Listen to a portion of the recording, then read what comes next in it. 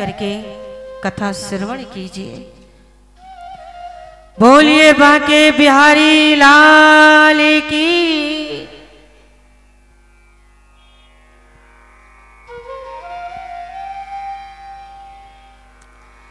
नारद जी महाराज ने मन में सोचा क्या किया जाए जिससे भगवान का ध्यान आकर्षित हो। कंस महाराज से कहा आपको एक बात याद है? बोले क्या? कि भगवान शंकर ने जो तुमको धनुष दिया था। बोले हाँ दिया तो था। बोले देते समय ये भी कहा था कि जो इस धनुष को तोड़ेगा वो तुमको नहीं छोड़ेगा। एक काम करो, तुम इस धनुष यज्ञ का मेला रचो और सारी प्रजा को आमंत्रित करो। विशेष रूप से कृष्ण बलराम को बुलाओ और जब वो मथुरा आ जाएंगे तो उनको धोखे से मरवा देना। कंस ने कहा गुरुजी आपका आशीर्वाद रहा तो ऐसा ही होगा, लेकिन एक बात बताओ कृष्ण बलराम को लेने के लिए जाएगा कौन? बोले उनके जो काका अक्रूर जी हैं उनको उनके साथ भेजने में किसी को कोई आपत्ति नहीं होगी। आप जरूर ये काम करें। कंस ने कहा आपका आशीर्वाद रहा तो हम ये काम जरूर करेंगे। नारद जी बोले भैया हम तो परसों आपकी विजय देखना चाहते हैं, अपने महाराज की विजय पताका फहरी हुई देखना चाहते हैं। कहते हैं भक्तों इधर से संत नारद सीधे वृंदावन गए। अक्रूर जी को आदेश दिया गया, बुलवाया गया। कंस ने बुलाया अपने पास में। कंस का आमंत्रण देख करके बोलिए बांके बिहारी लाल की। कंस का भक्तों आमंत्रण देखा। आमंत्रण सुन करके अक्रूर जी कंस के पास में जाते हैं। कहने लगे पता नहीं क्या काम है। बोले कहिए क्या बात है? बोले गच्छ नंद ब्रजम तत्र सुता बानकी दुंदुबे आसातिता विहानेनम रथे नानय माचिरम। कहते हैं आपको नंदग्राम जाना है, वृंदावन पहुंचना है और वसुदेव जी के जो दो पुत्र हैं कृष्ण बलराम उनको लेकर के आना है। कहते हैं भक्तों अक्रूर जी एकदम डर गए कि इस पापी के हृदय में बुलाने की भावना। शांति से बैठिए थोड़ी देर। बोलिए बांके बिहारी लाल की। सोचने लगे अक्रूर जी कि इस पापी के हृदय में कृष्ण बलराम को बुलाने की भावना क्यों जगी है। जय जय प्रभु बोलिए गोविंद भगवान की जय। बोलिए कृष्ण कन्हैया लाल की। डर गए बेचारे अनिष्ट की आशंका से। बोले आप जानते तो हैं ही, आपसे छुपा भी क्या है, कृष्ण बलराम ही तो हमारा काल है। जब वो आएंगे वृंदावन की शोभा देखने लगेंगे तो हमारे सैनिक धोखे से मार देंगे। अक्रूर जी महाराज कहते हैं आपने सोचा तो बहुत अच्छा है, लेकिन समझदार मनुष्य कौन है जो कर्म ही करे, केवल कर्म करे, फल क्या मिलेगा ये ऊपर वाले पे छोड़ दे। ये मानव की भक्तों बहुत बड़ी भ्रांति है। लंबे लंबे प्लानिंग करता है, लंबी लंबी सोच रखता है, ऐसा करूंगा तो ऐसा हो जाएगा, वैसा करूंगा तो वैसा हो जाएगा। बड़े बड़े ख्वाब देखते हैं, बड़ी बड़ी आकांक्षाएं करते हैं हम लोग, लेकिन ये सच है भक्तों हमारे वश में कुछ भी नहीं है। अक्रूर जी ने कहा आप उनको मारोगे या वो आपको मारेंगे, ये पहले से थोड़ी ना कहा जा सकता है। कंस तो कहते हैं अक्रूर जी ने जाना निश्चित कर लिया। और इधर क्या हुआ, नारद जी सीधे भक्तों वृंदावन पहुंचे और वृंदावन में पहुंच करके गोविंद के चरणों में जो रोना शुरू किया, भगवान बोले बाबा आप रोते क्यों हैं? नारद जी बोले आप तो आराम से रास करो, विहार करो, माखन मिश्री खाओ, प्रेम से यहाँ पे रहो, अब आपको हम संतों की चिंता नहीं रही। अरे महाराज हुआ क्या है? बोले तुम तो केवल इतना बताओ कि दुष्ट कंस को कब मारोगे। कन्हैया बोले हम कौन होते हैं मारने वाले? हाँ, अरे जैसा कर्म व्यक्ति करता है वैसा फल उसको मिलता है।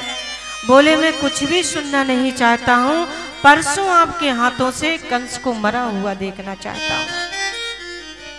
कन्हैया हंस करके बोले क्यों बाबा? उधर परसों की तारीख उसको दे दी और इधर आकर के परसों की तारीख हमको दे दी और दोनों को परसों का समय दे दिया। बोले प्रभु ये नारद तो वही करता है ना जिसमें सबका कल्याण हो, सबकी भलाई हो। बोले अगर आपने देर कर दी, थोड़ी बहुत भी देर कर दी, तो ये पक्की बात है कि पूरा संत समुदाय आकर के अपने प्राणों की आहुति दे देगा। प्रभु कंस के पाप का जो घड़ा है वो भर चुका है, अब देखा नहीं जाता। भगवान ने कहा मन में बिल्कुल विचार मत करिए, ये समझ लीजिए कंस का अंत जो है वो सुनिश्चित है। ध्यान दीजिए भक्तों, बिल्कुल बंद कर दीजिए सब साथ। बोलिए बांके बिहारी लाल की। अक्रूर जी रथ में सवार होकर के चले। आप सभी जानते हैं, आपने मथुरा वृंदावन देखा भी हुआ है। मथुरा से वृंदावन की दूरी भक्तों ज्यादा नहीं है। कहते हैं अक्रूर जी को मथुरा पहुंचने में भक्तों पूरा दिन निकल गया। किम मया चरतम भद्रम किम तप्तम परमम तपः। सोच रहे हैं रथ में बैठे बैठे कैसी मैंने कौन सी तपस्या की है, ऐसा कौन सा सत्कर्म किया है जो आज मैं अपने केशव का दर्शन करूंगा, आज मैं अपनी कन्हैया की झांकी को देखूंगा। ममे तद दुर्लभम मन उत्तम श्लोक दर्शनम। आज मैं उत्तम श्लोक श्री कृष्ण का दर्शन करूंगा। कहते हैं सोचते सोचते महात्मा अक्रूर जी की समाधि लग गई और 1 घंटे के रास्ते में पूरे भक्तों 12 घंटे का समय लग गया। बोलो राधे राधे। सायंकाल के समय जैसे ही पहुंचे मन में भाव जग रहा है कि जब मैं पहुंच जाऊंगा वृंदावन तो कृष्ण बलराम दौड़ करके आएंगे काका काका कहते हुए। वो परम सुख की अनुभूति क्या होगी ये मैं नहीं समझ सकता।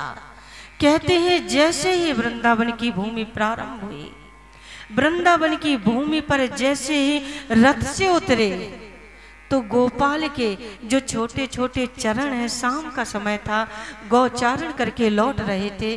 कहते हैं उनको देख करके साष्टांग प्रणाम करते हुए चल रहे हैं।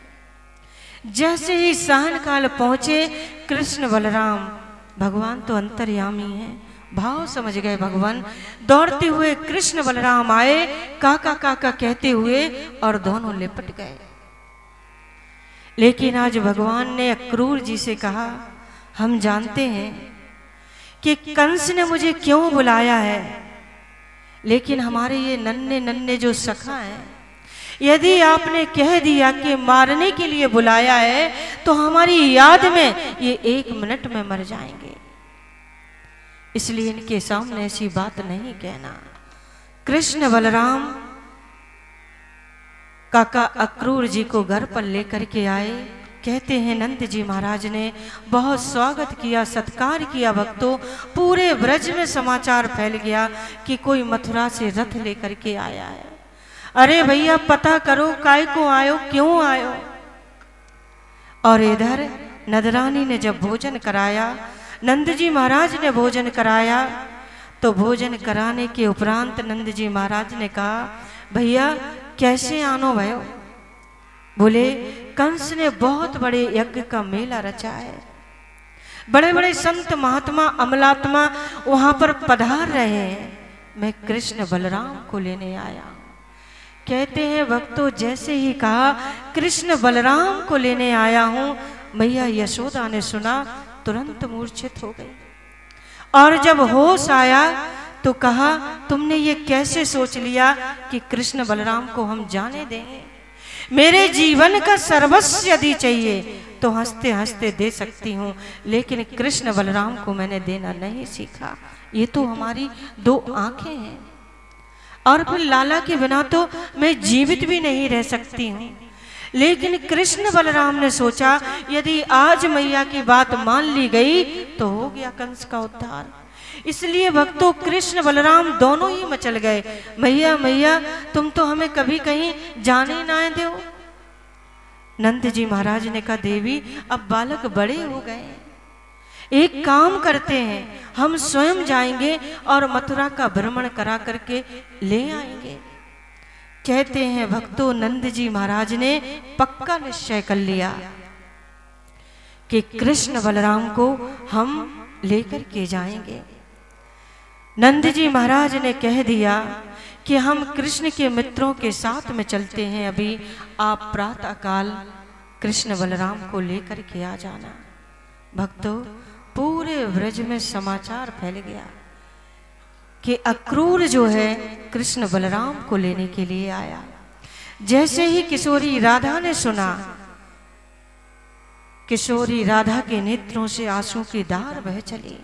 गोपियों की भक्तों नींद उड़ गई। आज रात्रि का आधा पहर, मैया मैया करके गोविंद जगे और ढूंढ रहे हैं, लेकिन नंदरानी यशोदा कहीं दिखाई नहीं दे रही। ढूंढते ढूंढते पहुंचे मैया एक खंबे के पास बैठी है, और खंबे के पास में सिर लगा करके बैठी बैठी भक्तों रो रही है। गोविंद गोद में बैठ गए, मैया तू काय को रोवे, कहा बात है? बैठ करके आंसू पोंछने लगे।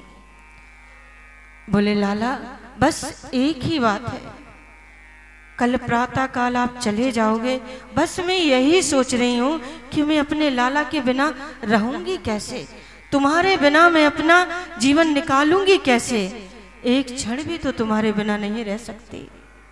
आंसू पहुंचते हुए कन्हैया ने कहा, मैया तो को रोना नहीं चाहिए, अरे मैं परसों आऊं। ध्यान दीजिए भक्तों, यशोदा के वात्सल में वो शक्ति है कि उसने परब्रह्म को उंगली पर नचा दिया, अपने आंगन में नचा दिया। आज नंद जी महाराज के द्वार पर बड़ी भीड़ लगी हुई है। हित अनहित पशु पक्षी भी जानते हैं।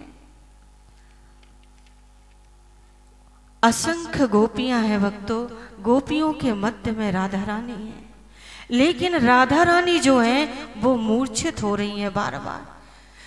गौशाला से गाय भी निकल चुकी हैं, निकल आई हैं और टकटकी लगा करके देख रही हैं। गाय के नेत्रों से आंसू चल रहे हैं, मानो कह रही हूं कृष्ण से, लाला तुम जब चले जाओगे तो हमारा पालन पोषण कौन करेगा? अक्रूर ने कहा, लाला बड़ी देर हो रही है।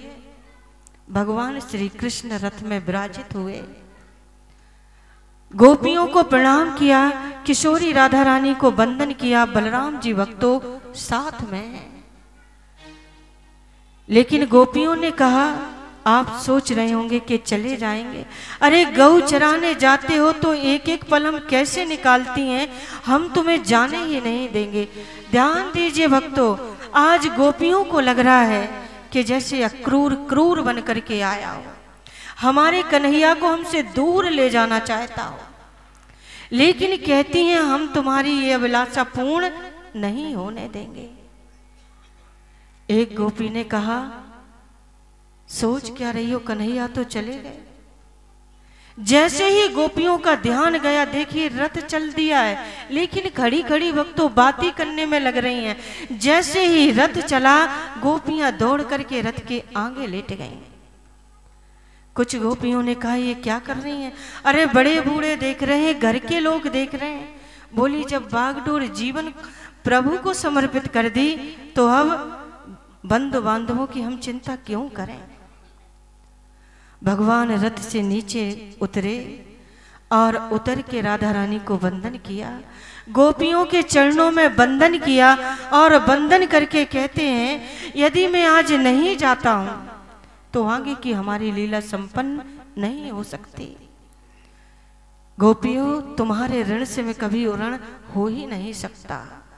वंदन करके भक्तों जैसे ही कृष्ण रथ में बैठे, मैया यशोदा की मूर्छा खुली, होश में आई। जैसे ही होश में आई भक्तों कहने लगी लाला कहाँ है, हमारो कन्हैया कहाँ है। तो कहते हैं भक्तों नदरानी यशोदा गिरते पड़ते गोविंद रथ के पीछे पीछे दौड़ रही हैं। जैसे ही गोविंद ने मैया को गिरते पड़ते देखा, तुरंत रथ से कूद गए और रथ से दौड़ करके आए और मां के अंक से लिपट गए। ध्यान दीजिए भक्तों, आज पहली बार मैया यशोदा ने हाथ जोड़े और हाथ जोड़ करके कहती हैं लाला, मुझको तो आज ही पता चली है कि तू हमारो पुत्र ना है। आज ही हमें पता चला है, वो भी अक्रूर के द्वारा, कि तुम तो देवकी नंदन हो, तुम तो वसुदेव नंदन हो। 11 वर्ष पहले कब अदला बदली करके चले गए, मुझको पता ही ना चली। ये ग्वालिनी माँ आज किस अधिकार का प्रयोग करके तुमको रोकने का प्रयत्न करे, ये दाह माँ किस अधिकार से तुमको रोके। आज एक निवेदन करना था। कहते हैं भक्तों यशोदा मैया ने गोविंद के सामने हाथ जोड़ लिए और हाथ जोड़ करके कहती हैं लाला तुम मथुरा जा रहे हो, लेकिन एक लीला का स्मरण तुम कभी मत करना। एक लीला को अपने हृदय से हमेशा के लिए निकाल देना कि एक माखन की मटकी तोड़ने के बदले मैंने तुम्हें ऊखल से बांध दिया था। गोविंद तुरंत चरणों में गिर गए और बोले मैया तूने तो मुझे इतने जल्दी पराया कर दिया। ध्यान दीजिए भक्तों, जिस परमात्मा की आदि और अंत का पता नहीं, उस अभिव्यक्त को मैया यशोदा ने ऊखल से बांध दिया। कहते हैं भगवान उस मैया यशोदा के ऋण से मैं कभी उऋण होना नहीं चाहता। भगवान कृष्ण रथ में बैठे, मैया यशोदा टकटकी लगा करके देख रही है। गोपियों की परिस्थिति को भक्तों कहा नहीं जा सकता। राधा रानी अपने होश में नहीं।